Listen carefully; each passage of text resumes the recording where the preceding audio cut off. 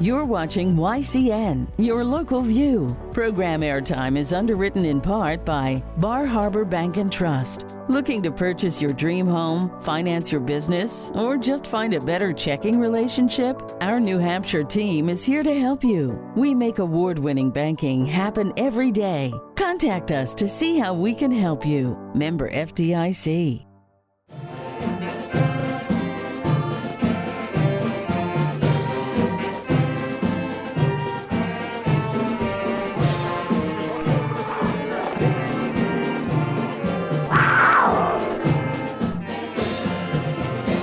Well, welcome to Cougar Chronicle. It is the October edition. It is. We are 2 months in. I can't believe it. Fall is here. It's underway. If you couldn't tell that fall is here, look. All you got to do is look at the table to see, in case there was an indication, because people have.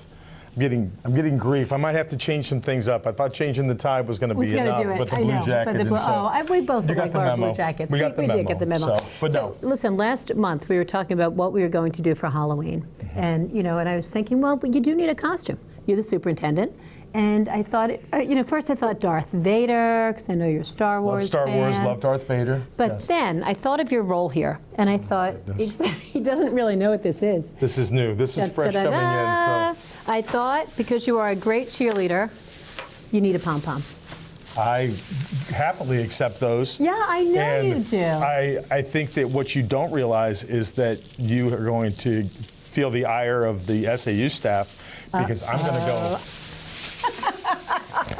Well, you are self-described as what, Tigger on steroids, right? Tigger, yep. Boom, boom, 100%. But your enthusiasm is contagious. So I saw these and thought it was really appropriate. I love these. So you can have both, because you are our... You're going to need to take these from me, because I'm going to be easily distracted for the remainder of the show, because... I know it, I know. And they're just... But we're so grateful for your enthusiasm, honestly. Well, the serious side of that is that, you are a cheerleader for most importantly, the students, for the staff, for the, all of us, and we appreciate that. I thank you for that very much. This is a very special place. I knew that when I had interviewed here, and it's proven every day. I still, coming into year 2, which is hard to believe that it's been year 2. It's gone so fast, but by some tokens, it feels like I've been here for a lot longer. I still am in awe about the opportunities and the get to. We talked about that when I started. I use that now. In a get to. Right. I still have a get to life, every day driving into work or driving to a school or anytime we're taking care of the business of the district. Again, I reflect on how grateful I am for the opportunity to serve in this role and really be of service. So I wish I would have had these a few weeks ago, because I don't know if you saw, I finally got to drive the JV soccer team. I was thrilled, and your smile was brighter than I've ever seen it. I love it. It was so much fun getting back behind the wheel. Yes. And the funny thing was, on a side note, that was the second time I had driven that day. Because they had called me this morning to drive a route. So I got to. And it was in this one. I'm gonna take a point up with my wife. The route was for my grandkids, so I told her I was gonna go pick up. So I get in, I head to the bus barn. I get to the top of the street.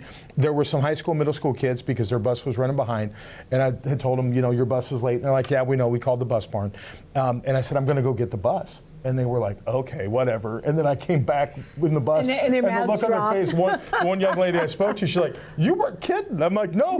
We were running, it happens, and it's never good. But when you pick we went some other place and picked up a kid, and they're walking on the bus, and they're looking at me like, I'm like, we don't have time.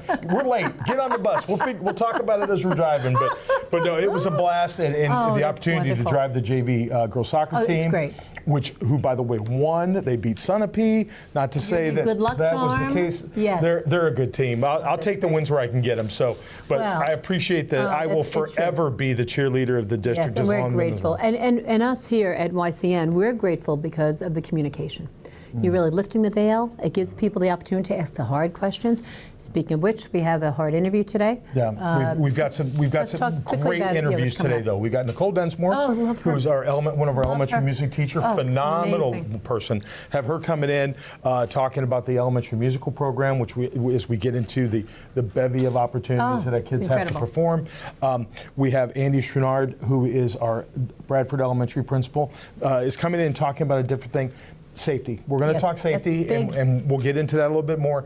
As always, we have our Michael own Bessette. Michael Bessette coming in and doing the Michael And then Bessette. the show's not over because we have Always what's they that ask the feature? superintendent. Ask the superintendent. Yeah. Yes. These are the ones that I think some of the personal feedback that I've gotten from other folks Okay. has been good on getting those Good. questions in Good. and getting those things asked. Yeah, they're I coming always, when we come in, we talk about communication. Sure. And I am a firm believer that communication is important, but even when I think we're doing a good job, I still feel like we can do more. Like I never feel like I was explaining this to a principal. I think it's like you never attain communication. I think we've talked That's a good like you point, never yes. get to this place where you're like, okay, we're there. I'm the best, right, Because at one point you're hungry and then you're not, and then Yes. you're hungry again. So there's always these kind of things going. In an ever-evolving district with the needs and the different kind of parts that all the moving parts, I think we have to continually communicate. The hardest part is getting to the place where families understand that there are things that we just can't Right. communicate about, Right. and that's where Right. really the difference kind of comes in, because parents want to know everything, but by state statute or by certain whatever Legally. or legally, Right. there's just things that they can't know, and that's hard to try to translate because it's not we're trying to hold things back. But there are things that there are just privacy issues that we have to protect, and so it's a little heavy. But as we long keep as you trying. can tell that message, you can speak that message, and this is one of the forums. I'm so grateful that you do this show. It gives people gives some It's been insights. it's been a blast. Hang on to those because we Well, appreciate those you. they won't be on the desk for the next segment because I will be It was like when we had April Ross last Yes, year, food and all I was could bad. see were the food, the salsa and the parfait that she had in front of us. That it was It's true. almost like It was bad. I kept going, taking your face and turning toward her. Yeah. Hey, listen, stay with us. Nichole Densmore is our first guest, and she's coming up. in We're just very a bit. excited to see her. Right here at Cougar Chronicle.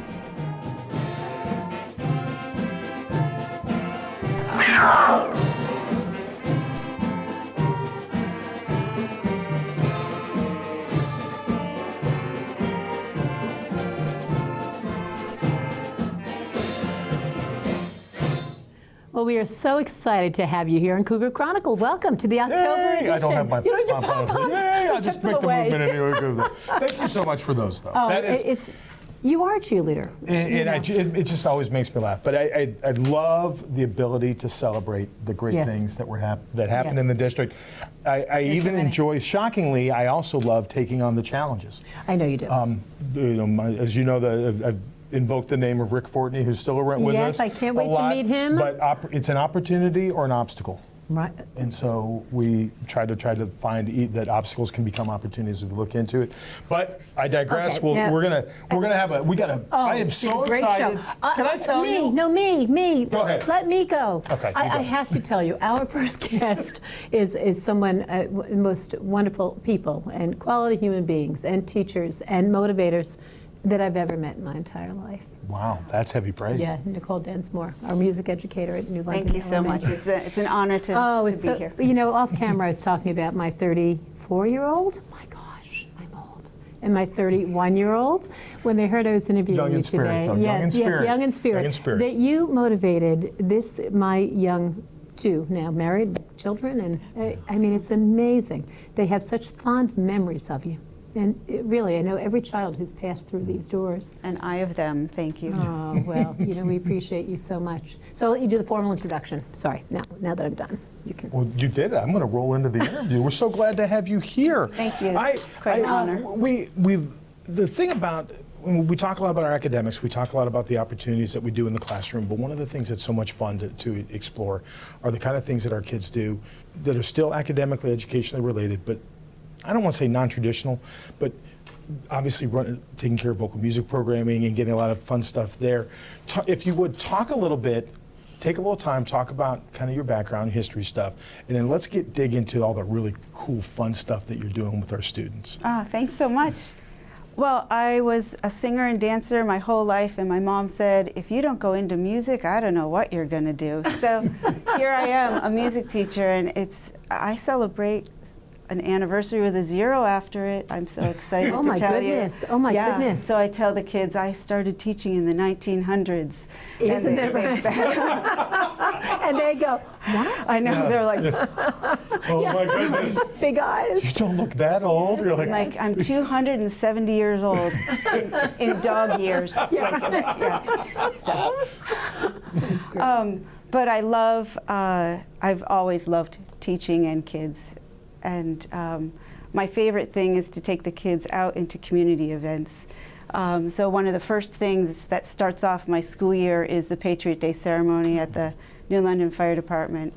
And these kids brought it yet again. It was very powerful. I love. I've only been here two years, Right. but both had been able. We were hammering to get back in time because we were in another building. But just always, just you talk about kids being locked in and just honoring the moment. Yes. And they're new in school at that point, Yeah. and I couldn't believe the level of unity in the voices. And that's because I see them as 4th graders. Now, I love that the Kearsarge School District has the 4th graders all come together for chorus. It's a requirement. And then later on in their life, they get to choose it in middle school and high school if they want to. But it gives the kids an opportunity to come together as a group, bring music to a performance level, and share it with the community. And we come together as the Choral Festival in March when we celebrate Music in Our Schools Month. So having that experience as 4th grade prepares them perfectly for that first performance back in September. That makes sense. So you start off with that and tell us where you go from there. Oh gosh. Well, I organize a few artist in residence. We have Wampanoag Cultural Advisor coming. Chinalka Paknet is coming back. And then we have Veterans Day. And then the Tone Chime Group performs for the community in December. Gosh, it's all locked in. I can see the whole school year. The kids are Throw some of those really dates up and out so Greg can put those up. But that's right. yeah, the list that you had sent was just unbelievable and always forward moving. I mean, everything kind of leans into everything else, and there's additional skills and additional opportunities, but it's very thoughtful and consistent. It's and collaborative with students, with community organizations, with the other schools. That's what I love about that. There's a real Kearsarge spirit in what you do. It's not just your school. I love bringing in the American Legion for the. And they love you. Thanks. Yes. Right back at them. And then when I bring in the jazz band to accompany the 4th grade concert, that's really cool. Music is a lifelong love. These musicians are in their 70s and they come on over and they're making music with the kids. That's so cool too. Then we also have 2 really strong arts groups, the Center for the Arts and the Summer Music Associates, that help to sponsor some of these things. So there's a collaboration there. And you're involved with all kinds of stuff. I know, remember last year with the school musical in the pit band, doing things like that. Wonderful. I mean, local churches and Thank you. It's like Elvis. There's sightings of Nichole Densmore all over the place as we get that. That was the old. It's like we're making the joke every time I turn around, I see you there. But I go to stuff and I'm like, Nichole, you have to help me out here because he's been jumping up and down about the pizza song, the pizza man. So pause for I mean, like seriously, really? everybody's got their memories. I am early in my developmental of memories. So this last spring, Mr. Bessette and I had the opportunity to go and help out with Camp Coniston, the 5th grade trip. Great trip. So this last year, all 4 elementary schools sent their 5th grade at the same time. So we had the ability to put all of those classes together in the same spot to start building relationships. Oh, that's wonderful. Before they head into middle school. And big outdoors person, loved camp, loved camping and being out around with kids was a lot of fun. A little cold, a little rainy that night, but still worth it. And so all the kids are together, and what do you do when you get a whole group of kids together? Cry? You sing, Get scared? No, you sing campfire songs. Oh, I And love so that. there was a song, you had done the Pizza Man song, and that's one that I had heard a number of times growing up, and so it was reliving my love childhood. that. And that was so fun because you're watching Nichole lead 100+ kids in this song, and they are in it to win it. It was. It was so fabulous. Oh, that's wonderful. Incidentally, I learned that song from a student. Oh, really? Megan Heath, back in the day, Oh, learned it at love her Megan. camp, was sharing it with me, and the kids loved it. So I learned from my students as well. So Yes, you I did. want to shout out to Meg Megan for carrying Heath. that out. Okay. It was so much fun. I mean, just the kids getting into it and didn't miss a beat. And we've got such a dedicated, we talk about this all the time, about the dedication that our staff has, Right. and the engagement and involvement in their craft. And so they are lifelong learners as well. Right. And we get into the idea, they embody those three elements of the portrait of a learner: the curiosity and the conscientiousness and the caring. But it's an ongoing process, and we're so proud of who they are as human beings, but also Right. trying to want to make sure we invest on their growth. And so when you plan out for a year, this is my own curiosity of things. There are things, obviously you have standing traditions, Patriot Day, Veterans Day, certain things go through. How do you decide when it's time to make a change and bring something new in? What does that look like? Gosh, it's very organic, I think. Like last year was the first time we had a Culture Day assembly since COVID. And that happened from a conversation that I had with one of the parents. Okay. And there is a connection to the MIT community, and they have a bongo dancing group. And so with this parent's help, we were able to bring these bongo dancers to the elementary school. Wonderful. And that So lit fun. up my life as well, because I'm learning right along with the kids. Right, right. And I think that's the piece. You're a lifelong learner, and you're not adverse to that. I know Laura's going to elbow me if we don't ask this question. I know that you have a lot of things going on, obviously, within the school district too, but I also know you're investing a lot outside of the district as well. Would you be willing to talk about that a little bit, your kind of community involvement? Sure.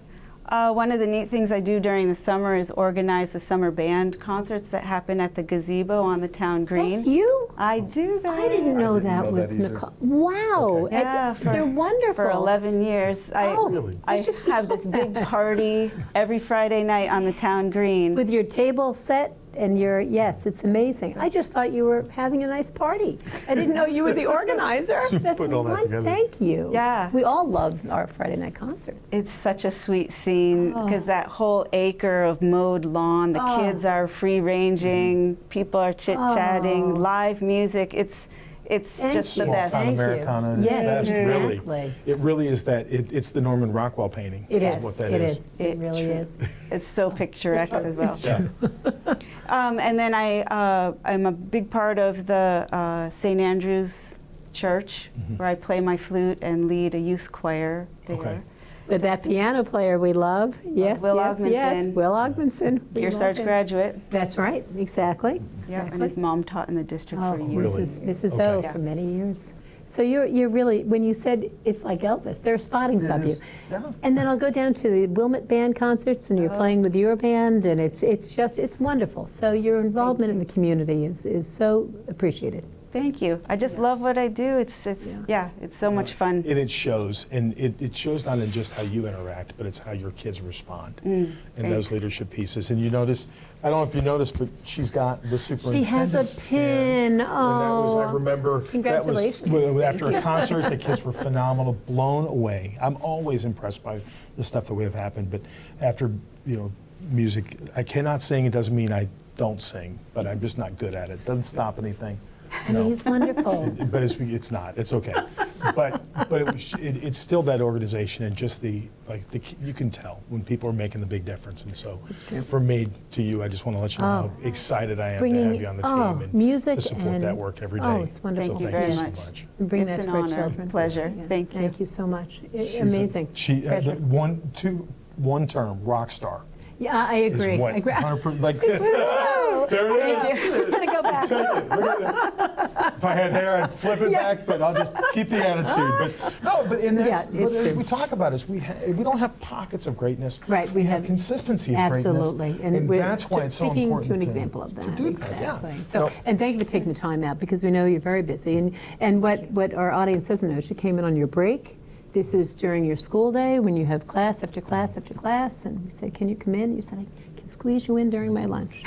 So, thank you. My We're- pleasure. yeah, Thank you so we're much. so You filled me grateful. up. Thanks. Yeah. Oh well, Nichole Densmore, Oh, my wonderful goodness. example of what Kearsarge is doing.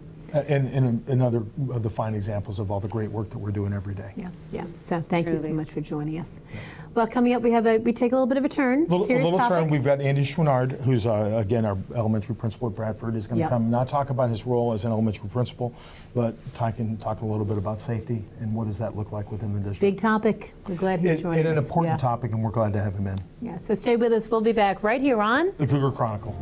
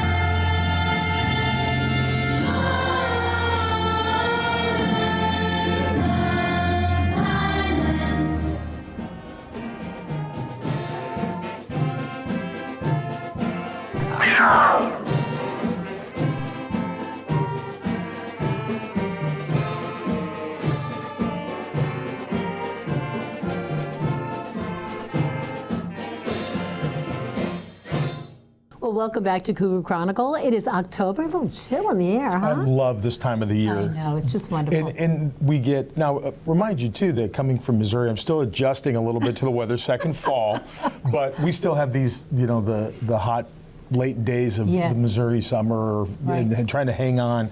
Not anymore, last time I Monty. looked, before we filmed, it was supposed to be 90.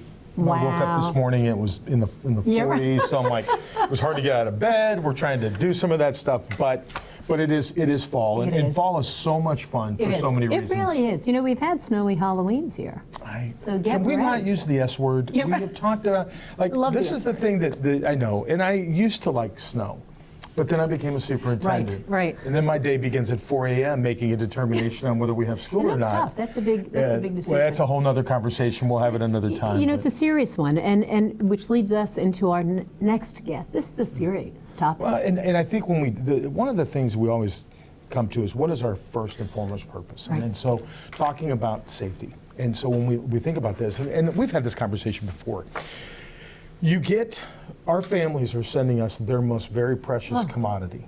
And you think about the level of trust that's involved with that. Right. I mean, when I think about moving out, when we moved Sherry and the kids out here, and they get on the bus for the first time, the big yellow thing showed up. We've talked about this in previous right. shows.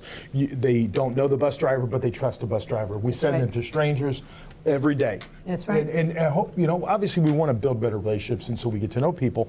But in essence, parents are sending their kids to us in trusting that we're going to return them better academically. commitment. improving Yes, them. absolutely. But the safety and security of our kids is obviously the first and foremost thing. And I would be remiss to say that in light of recent events that we've seen over the last month or so, it was important to have a conversation about what the district does safety-wise. Now, I want to preface this by saying as we have this conversation, and our guest, and we'll bring him into the mix now, is Mr. Andy Chouinard, who is the principal at New Bradford Elementary, has been with us for a while. Obviously, first job is elementary principal, but his other role for us, one of the many hats that you wear, because it's just two, right? Is helping to coordinate our safety protocols. It's a big one. Now, not the director of safety, so he's not the one responsible for that. We're all going on. But as far as the administrative end of it, kind of the planning and the processing and collection of stuff, but because he's closest to the data, I thought it would be great to bring Andy in. It's a huge passion of his, on top of the fact that it's our first role responsibility. But we want to make sure that as we have these conversations, there still may be questions that parents have, and there may be questions that we may not be able to answer, because when we look at stuff, it's not like we're rolling out what the playbook of things are. Right. Because we still have to have some safety pieces in there. But I definitely wanted to talk and really kind of let parents know some of the things that we focus on when it comes to safety, because it's more than just school event. I mean, it could be fire. When district was at Missouri, we had to evacuate a short period of time because there was a railroad derailment that was carrying chemicals. Oh my not far goodness! from the Right, school. things you don't think And of. So yeah, Right, so right. that incorporates kind of all of that stuff. So that's a long answer to say welcome. Thank you. We're glad you're here. So- No, and thank you for all you do. Thanks. So that entry, pretty accurate. Yeah, I think the number one thing we do at our schools is safety of our students. We think about academics, you think about social emotional learning, think about all the things that happen in school on a daily basis, but by far the most important thing is to maintain the safety of our students. No doubt. So it's a high priority and something that we focus on regularly. You know, John brought up a great point. We put our kids on the bus and they come to our schools. That's a huge responsibility, isn't it? Yeah, and it starts when they get on the bus. So the bus company, the transportation company has a lot of safety protocols in place themselves with the bus drivers and the training they go through. And then when they walk through the school doors, there's things that we're thinking of and looking for and maintaining on a daily basis to make sure that students leave at the end of the day just as safe as they were when they got to school. That's true. Yeah, to me, it's the most important topic. You know, I think as a teacher, Yes. that responsibility was almost sometimes overwhelming because you treat them like your own for that time they're in your classroom. And it's grown pretty significantly over the years. I started in education in early 2000s, so when I was in college was when Columbine occurred. And since that time, there's been many other events very similar to that have contributed to what we do in schools on a daily basis. And we've continued to adjust and reflect on our own practices and put in systems in place, trainings in place that reflect on the processes that we do and make sure that we're continuing to move forward in keeping our students safe. John, forgive me. I'm a little slow on the uptake sometimes. Oh, you're fine. Can you explain your role again? Exactly, are you the safety coordinator for admin or for the So I just coordinate the safety initiatives in the district. So looking at our safety processes, working closely with local fire and PD, setting up meetings with them, getting their input on our procedures, and then working with the admin team to make sure that we roll out the processes and the procedures that are in place and make sure that those things are occurring. So, and the reason I wanted to bring that up earlier, and I think it's important that we line that out, is so it's not, events happen. Andy has helped provide a lot of the legwork in making sure that those meetings happen, and so all those agencies are together. So he's kind of that linchpin, but he's not directing those things. We still would have site commanders and incident Gotcha. commanders, and the SAU still takes a big lead role on a lot of those kind of things. I mean,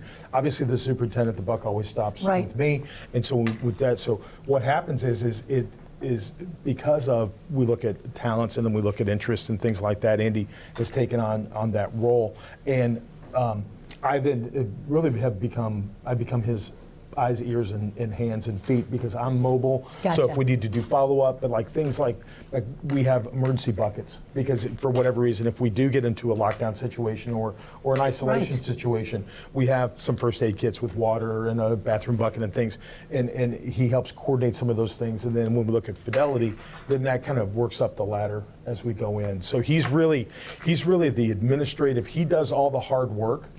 Gotcha. And getting all those things pulled together, and then from there, then it is everybody's. I don't joke with my grandson about this, but if you ask Elijah, he will say, "Who wins with safety?" And Elijah will tell you, my grandson will tell you, everybody, because Oh, Grandpa has wow. pounded that into his Isn't head. it- that's a great From message. the beginning, Yeah, we it really is. talk about putting on seatbelts and things, and things have evolved so much over the last couple of decades that teachers are more than just teaching. Now we have to be safety minded. We have Sure. to think about locked doors and obstructions. I mean, even hazards we had in just this last September and August, like hazards of like taking kids out on trails, and we had a yellow jacket nest that we had to mitigate and deal with. We've got It's a big issue. But I think there's, what the local school district had to deal with bats in one of their schools. I mean, those are all safety-minded Right. items. And it's dealing and mitigating with anything that could negatively impact the learning of students. Now, when you think of it, though, when something comes up, Andy, you have done all the legwork to have the systems in place. So you know all the EMT people, you're coordinating it and Yeah, the I've community. coordinated. I wouldn't say I've done all the legwork. I Right. think Well, you've that's done a kind of lot. a Okay. team effort, but I try to just make sure that information is getting to who it needs to Right. get to, taking feedback from, like I said, local PD, local fire, communicating that out so that we can continue to work of making the district safer. Some major things we've done over the last couple of years is just building improvement. Brett Paré, our director of facilities, has been able to get some school safe grants that have improved safety in buildings throughout the district. So everything from cameras for security cameras Sure. to better locking mechanisms, rekeying. They put in double vestibules that are recommended by the state.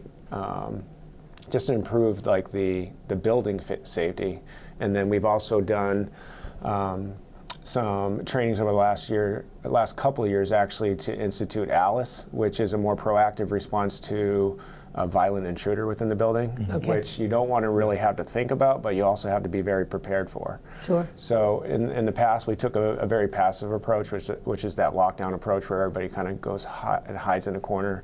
But that's proven to not be the most effective response Interesting, in okay. schools. So we try to equip our teachers to be able to take the information they have and respond most appropriately for the safety of their students. And we've done some pretty significant training in the district to move that forward, and we'll continue that work as we move forward.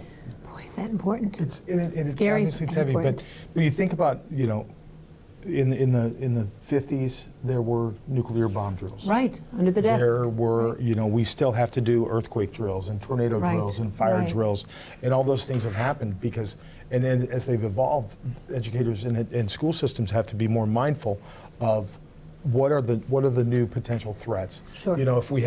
If we did have railroads and we saw chemical cars, we would have to be mindful and have those kind of training Right. systems in place.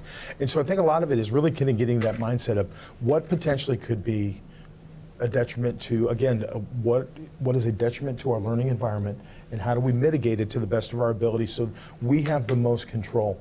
And if we don't think about it and we don't talk about it, then we're susceptible to being under control from it. And so Yes. that when we think about the idea of some of the safety stuff is trying to maintain control to make sure that our kids are safe. And again, that is the first. Our staff and our student safety is the first responsibility that we have. We want every child safe. We want every adult that's in our building safe. And if we're not mindful of it, then we become victim to it, and that's not what we're going to do. And what you both said was that it enhances learning, because you can't learn if you don't feel safe. 100%. Yep. So, okay, you told us about some of the changes to the buildings. So tell us just a little bit more about the training. We have just a couple minutes left. Yeah, so a couple years ago, we brought in Navigate 360, which is the overarching company of the ALICE training. It's more of a proactive response where teachers may evacuate. For instance, if there was a situation happening at one end of the high school, and it makes sense to evacuate the other end of the high school, you wouldn't just hide in your classrooms, you would get out of there, get far away. Is the idea of creating time and space away from the threat. Okay. Instead of locking down, we may still lock down, but at the same time we may barricade our doors and barricade the adjoining doors. Many of our classrooms not only have like the main classroom door from the hallway, but also there's adjoining classroom doors that sometimes, if you look at, whenever there's an event that occurs, they do a study of it. And as a result of those studies that have been done, it's really important that we are not only fortifying our front doors, but also our back doors. So we put some procedures in place to make sure that no one can gain entry into a room. There's a lot to this. Yes. We have under a minute left. What's your message to parents, Sandy and Sean? One of the things that we really reinforce with our students is if you see something, you say something. Yeah. That if you see something that doesn't look right, that you say something to an adult. Report it. It's a much better situation for somebody to think something doesn't look right and report it, and it turns out to be nothing, than to see something that doesn't look right, not say anything, and it turns into something more significant. So we try to review that with our students, we review that with our teachers, but if you see something, you say something, and we all work together to keep each other safe. And it is everybody's job for safety. That's right. As I asked my grandson, who wins with safety? Everyone. Everybody. I want to hug him. Andy, thank you. I mean, really, this is to me the most important thing. Yes. So thank you for all you're Thank doing. you. Yeah, We appreciate your time that very much. coming in. Yeah, we really do. All righty. Oh, Tough boy. one. It is a tough one. But it's important to talk about it. And I think that we don't do things accidentally. We have Right. very purposeful movements, and that we invest time and effort into things that are important. Obviously, the safety and security of our students and our staff is the first and foremost important piece that we Absolutely. do. So we have to work on that. We're going to bring you some joy in just a minute. Yeah. The assistant superintendent, Oh, we Andy, got we that. love Michael Bessette. Yes. And he's waiting. He's in the wings and coming up next with some good messages It'll be today. good for them. It'll be a good day. Yeah, stay with us. Right here on Cougar Chronicle.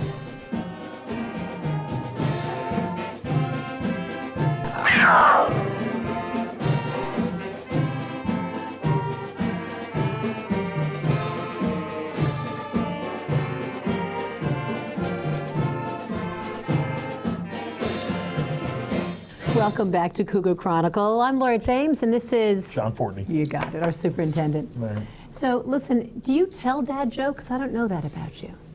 Oh, well, they're grandpa jokes at The this grandpa point. jokes, that's true. But the old mama tomato, papa tomato, baby tomato, walking on the street, baby tomato falls behind, pop tomato runs back and goes, ketchup. I had to ask. I'm so sorry. You brought it on. I brought it up. You started? Okay. Okay. These scenes, Yeah. right? You just want to just That has to stay in. I would also like to point out that I didn't bring the pom-poms, but I was the recipient of That's said true. pom-poms. So, right, And so you're just fulfilling your role. the old saying, growing up in New York, is you hate the game, not the player. I didn't make the rules. I just know how to operate within them. Well, you know, I asked you. I'm able to get through the show. So our favorite segment was with Michael Bessette, our assistant superintendent, and I understand you have a little dad joke. no. Yes, you do. We're talking, Ask my daughter; she'll tell you that I am the joke. I have a dad joke. When I hear fungus among us, I think isn't that a dad joke? Kind of, but no, it really is. I mean, there's so many different ways it can go. Borderline's insulting. I don't think we're good with that. But, so here's the one thing. We get into, I think every October, we have Mr. Bessette teaches a course to some of our elementary kids. And if you remember last year, we talked about yes, that. We that's were right. dressed up as, we had the big battle, and we'll talk about November who won. With the SEU, we all dressed up. And so myself, Mr. Bessette, and then Doreen was Star Trek. Oh, I love And that. so he was the science officer, and I had a picture of him teaching the fungus class, wow, the zombie okay. fungus piece. I love So, that. and I don't know how many folks realize, or people realize, how great of an educator Michael Bessette is. Not just as the work he does as assistant. I know he He's hates not it, comfortable.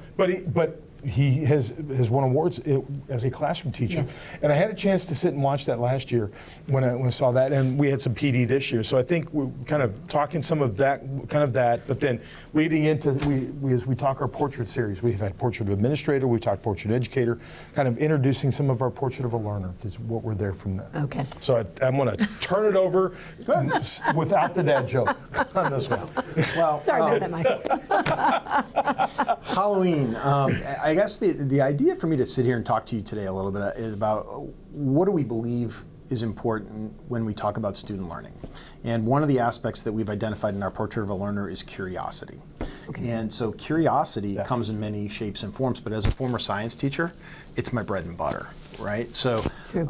I don't think you can teach without using an inquiry-based model effectively in general, but in science, it's actually just about the most important thing I think that you can create in your culture of learning for students.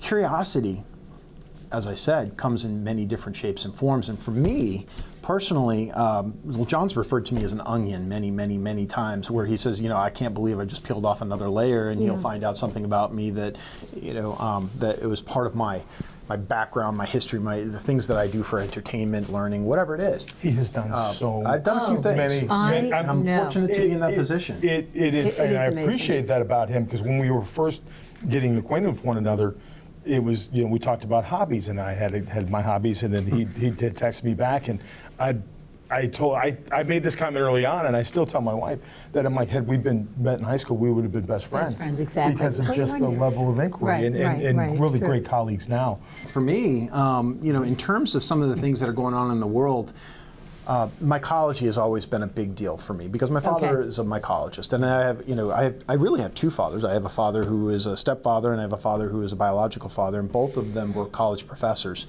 believe it or not. One in the arts and one in the sciences. Wow, that's interesting. One was a professor of Canadian literature, studied the deportation, the Acadian deportation, and the other one was a mycologist. And I grew up in Maine with him in my foundational years, and as part of a presentation for our 5th grade class, Beth Perkins, hope she's doing well, yes.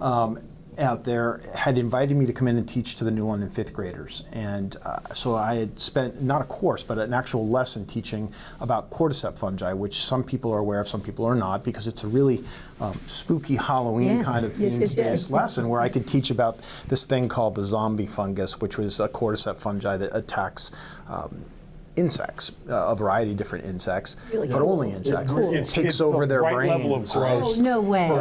It's fascinating. They love it. Yeah. Oh, yeah. And it gets into it, it gets creepy, but it also speaks directly to the root of curiosity, because people will say to you, 5th graders, oh my gosh, how can you possibly teach a 5th grader or an elementary school student hold their attention? I think some scientists, research-based, whatever, will say you can only get them for 15 minutes. I promise you that if you go into that discussion and you're in that room with 60 plus kids, that they can hold the attention if they choose to hold the attention. Right. And we're competing with a lot of things out there, video games, music, media, whatever it may be. But teaching matters, and teaching can be incredibly creative, and teaching can be incredibly fun, and content matters sometimes too. And kids will come to the table and they're like, oh my gosh, I have to learn about mushrooms, right? Right. And the honest answer is, when they're walking out, I can't get them to leave the environment. Why? Because I really target their curiosity. Is this going to happen to me? Yeah. Is this going to be something that I'm going to experience in my world? How can I relate it to something that I've had connections with, like a movie or a television or a sci-fi comic book, or something that they've engaged with, which is all part of the teaching experience when we go through this process. And it's a narrative experience. So we start with pictures about personal stuff that they may not have ever known about me as the teacher. Right. And we sit back and we kind of tell a little history story about how life occurred for me as a student of their age and what was very different in my world. And then I take them all through a progression of how the zombie fungus came into my life, right? So when we talk about curiosity, every teacher has to hone in on that. And I think that's one of the things that we in our community don't always give teachers enough credit for, is that, I'm an onion, okay? I may have been in Chile, and I may have been sitting there collecting, hiking across Chile and doing some really wonderful things and seeing my, fungus that was growing on trees there that was collected by Darwin. Darwin's so fungus, interesting. right? Yeah. But there are teachers who've done some amazing things, and they travel. And if you go into our policy manual and you start to look at some of the things that are in there, it's strange when you encounter some of our policies, and one of them actually speaks to the idea of what becomes professional development credit for our teachers, right? And people will often question why we would give a teacher professional development credit for maybe going to Jamaica, right? Or doing something like that on a trip, which can potentially be, if it's set up properly, a professional development experience. For me, in this last year in April, my wife and I decided to go south, and we went to Jamaica for a visit, and another layer of the onion. I'm 3 courses away from being a master scuba diver. And so I took another course while on vacation, and I learned how to spearfish for lionfish, which is an invasive fish, right? So by taking that course and taking that opportunity, I also collected some credit time for myself, I actually gave up my science teaching credential, but I want to continue the passion of lifelong learning. And I added to my wealth. So when you look at teachers who travel, or maybe they're going out with family in the summer or something, and then they come back, and you ask in that policy, why do we credit that? It's because that teacher went to Walden Pond, and they hung out there for a day, and they actually experienced what it was like to be at Walden, or they went up to Prince Edward Island and saw Anne of Green Gables, or it's because they travel and they make their experiences into creative moments that really pound curiosity home for kids who don't have those encounters and those experiences. When I look at a kiddo and I say to them, you know that video game that you saw, or that HBO movie that was The Rest of Us or whatever it is, I forget the name of the darn thing. That creature is a cordyceps fungus. It was rooted in that particular issue. So I can connect this unrelated Right, the learning. possibility. Right. So you take something that, so that they're not familiar with, an experience they don't I feel have. like we need to lower the lights and have flashlights under our face, and like I'll in a be going fire. like this. Well, you're always welcome to come. But you take that unrelated experience that they've never had, Right. and you help them to connect to the experiences they do have. And I think that's critically important, great teaching and our teachers are masters of it. So putting it all together, just wrapping it up, to me, when we talk about curiosity, it is the foundation that gets to engagement. It's the foundation that links the world to their realizations of who they are, what they want to be. It puts it all together. And so it is one of the core issues that we have to focus on for a great educational experience for kids. Motivational speaker. And if you can make things high interest for students, you have them. Well, and it's exposure to things too, which is you look at some of the things that with the winter activities and the nature center that we run, the Nature's Classroom that we do with the different grade levels, the Washington, D.C. trip with the 8th graders. I mean, there's these things that we also create exposure opportunities where kids can then dive in. We were talking about the use of technology and not taking away from the importance of going to the Smithsonian, but there was a virtual, we saw a virtual tour of the Smithsonian that the district could do an investment in VR glasses and literally set a kid loose in a classroom in Kearsarge into the Smithsonian to experience. That's amazing. And dive in. And not to say that being there live isn't important or having those kind of trips, but we all know that a kid that is being taken on a tour and going, if you look right, I don't want to look right, versus you give a kid and you go, you know what, you have a class period potentially to go and live your world and go explore what you have interest in. And so, whereas as we get limited with some of those things, they're great experiences, but with some of those great experiences have limitations. So as we talk about how do we integrate technology, how do we foster curiosity? Because curiosity is about asking questions. And the more that we question things, the closer we get to things. And it's hard to hate something when you're far away, or things that are unknown become less scary to us, or whatever the case may be. But again, it's that idea of creating these lifelong learner mentalities, because growth is not optional for us. Absolutely. As usual, we have a little over a minute left. In the last minute, can you tell us, were you always curious? And how did you, as a kid, were you the kid going, ooh? Well, they say ADHD is a blessing and a curse. And I happen to be the inattentive type, right? But yet I could spend hours if I was doing the right things, focusing on something that would capture my attention and my engagement. And I think that is the truth. It's when you're motivated by curiosity, you're motivated by the things that interest you, you want to explore. So yeah, I think I've always been a curious person, and I lived in a household that offered me many opportunities to do that, and we didn't have much growing up, to be honest with you. It doesn't take much to spark curiosity. It doesn't. And people say, well, you may have had the wealth to travel. No, I didn't. I grew up in a very, very poor family in some respects. But I will say this, in the family I grew up in, with a family that I had exposure with, every single one of them always valued learning and valued looking at things with a different lens and asking the right questions. And I think that becomes cultural. And I appreciate that. And that's what drove me towards loving teaching in some respects. It's not the only part of it. I mean, we've got other things that are part of the Portrait of a Learner, but to me, it's the foundational piece. Well, we need you back in November so we can talk about the Portrait of a Learner. Well, and we'll continue. Because understand, the Portrait of a Learner is really those three items. It's curious, it's conscientious, and it's caring. And those are really the three elements that we go to. So we didn't necessarily directly talk about Portrait of a Learner, but we're talking about those elements. Okay. So we'll definitely close it out next month and kind of do a deeper dive. But again, it's...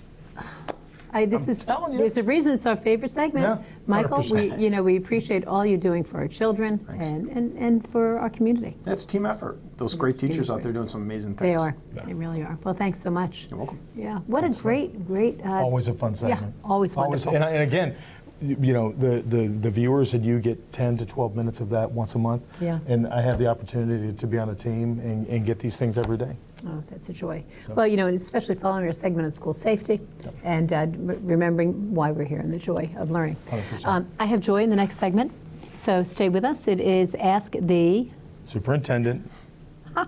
As always, you're giggling way too much on this, but Makes me but so I know happy. you enjoy it, and I still cannot figure out why it just causes anxiety, because I think it's the unknown. It's coming As to much be- as I live yeah. this freestyle kind of thing when we do interviews, there's still a bit of a control and a type Yeah, A right, that comes right, with being the right. superintendent. So So you'll be surprised along with Superintendent Board. And he says, stay with us on. the Cougar Chronicle.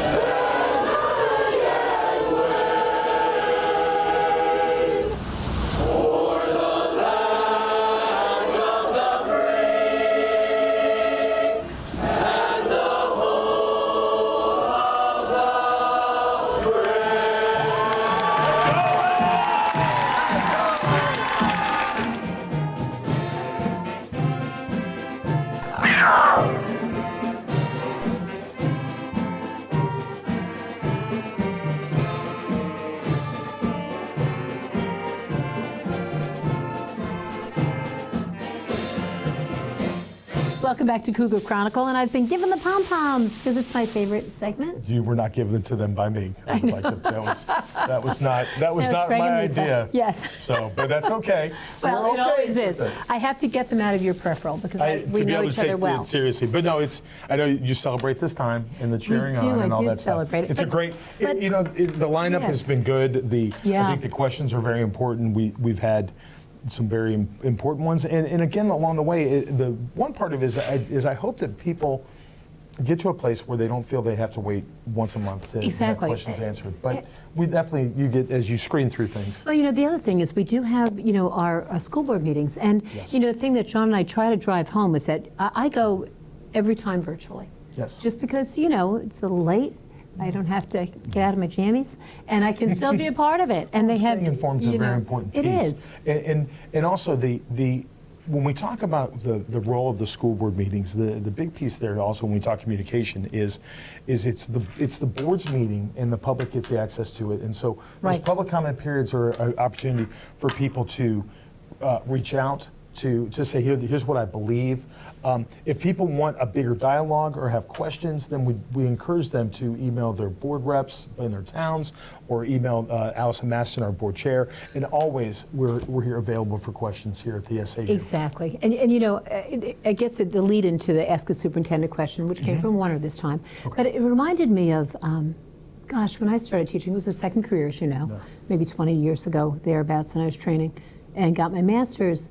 The big question was, is it scary for kids to have that training that we were talking about earlier? And they were talking about what's the impact on a student of receiving that safety training? And we know what that involves, right? Another I know, I'm sorry. another It's good just question. such a- So it's serious. when we talk the idea of safety training. One part of the conversations that we have is how do we present these type of things to our students? Obviously, when we're talking with an older kid and we're talking with a middle school or high school kid, there's more real world language that's going to be coming together. Think about the idea of how do we present that obviously to an elementary student, a pre-K through a fifth grader. Obviously, as they get older, the language can become a little more adult. But I think part of it is the idea of how do we get them to have the skills necessary without saying that there's an intruder. Right. And so parents may come in and say that their teacher took them outside and they were told them to go catch butterflies. And so the idea when you chase a butterfly, you're kind of all over the place to kind of be around. And so it's figuring out, and part of the training programs that we bring those things into light. Because the fire drills are important, but we have to understand that there's sometimes we have to get out of the building quickly, and what is a tornado? I mean, I think all of these safety things can become very, very scary. And they're scary as a parent and as a grandparent and as Absolutely. a superintendent, let alone being a parent of a young child.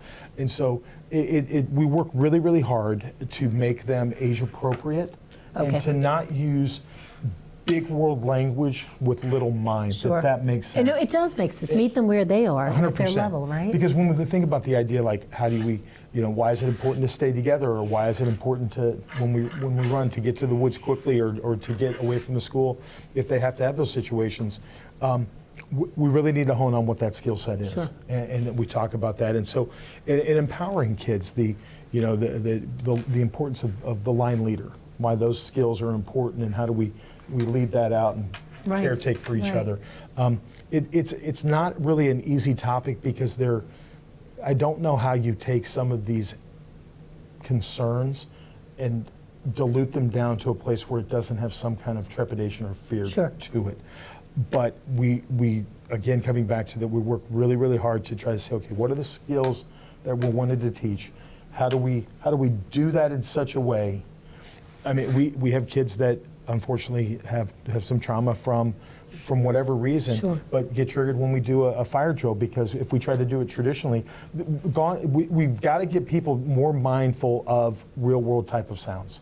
So it used to be the time when, I remember when I was teaching, Yes. the principal would come on and say, this is now a fire drill. Right. But then when we actually had a true fire alarm, nobody really knew what to do. Right, So we're getting right. in to try to do some more, at least exposure on things. And so sometimes we have kids that the loud noises have an impact, Sure. so we've got to mitigate and adjust and make sure that we have plans in place that if those kids can't participate, that we can get them out, or get them That's safe. right. Because again, everything is about making moves and putting plans in place for the safety and security of our students and our staff. Well, and thank you so much for that question, because That's a that good was a good one. Yeah. How do the students react, and what does it look like? Well, and I would And I encourage appreciate families always, if they have concerns, to reach out to their school principal, to talk to their school counselors. We have resources, and we're trying to pull some things together and to share out as much as we can. Not to tell parents how to parent, but just to say if you have concerns, like how do I as a parent have a conversation about why That's it's right. important to listen to your teacher during a fire drill? How do I have a conversation to talk about What language those are you things? using in school so I can use that language at home, 100%. right? Questions like that. Well, you know what? It's time to wrap things up. What a great show. It's been a great show. Thank you so always. much. It really I'm is. so glad Thank for you these to things. both of our guests and Nichole and Andy, Mm-hmm. as well as of course Michael Bessette. Oh, just a fountain of knowledge and just a great teammate to have, and does a phenomenal job for Well, the district. Got a thank good you to team. you too. Wow. Yeah, happy Halloween. Oh my goodness. October, can you believe it? And now I have my joke. In Missouri, it was always either give me a trick or a treat, or I'm going to tell you a joke, and so you would have to do all these. Not these the different ketchup joke jokes. again, not the ketchup one? joke again. Well, there's the other one is how do you make a handkerchief dance? You put a little boogie in it. On that note, Grandpa, Dad I'm jokes, here all we have week. them all. Yeah, Try the meal. Thank you so much for joining us on this clearly silly end of our show today. But you know what? We do it because it's fun. And we need it. Yeah, and we do need that, absolutely. Thank you for all you do, my friend. Appreciate it. And Thanks we'll so see much. you next month on The Cougar Chronicle.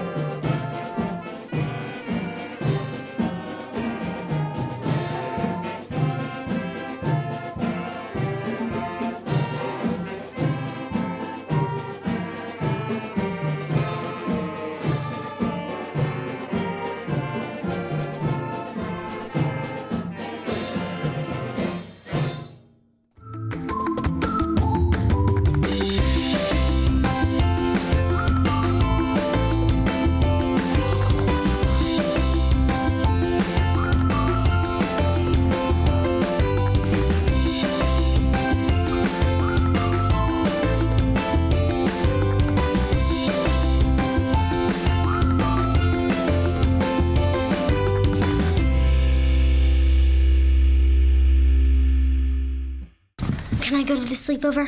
I want you to promise me something. If there's any drinking, I want you to say, no thanks, not my thing. I promise, Mom. They really do hear you. Did you pack your toothbrush? For tips on how to start the talk, visit underagedrinking.samhsa.gov. The Lake Sunapee region is one of the few communities in the country where you can ski year-round. During the summer season, the lake provides water skiing, fishing, swimming, and boating. During the winter, Mount Sunapee Resort, located at the south end of the lake, is one of the most popular ski and snowboard destinations in New Hampshire. The views of Lake Sunapee from the trails in Sun Bowl are spectacular. For more information about visiting our beautiful area, contact the Lake Sunapee Region Chamber of Commerce.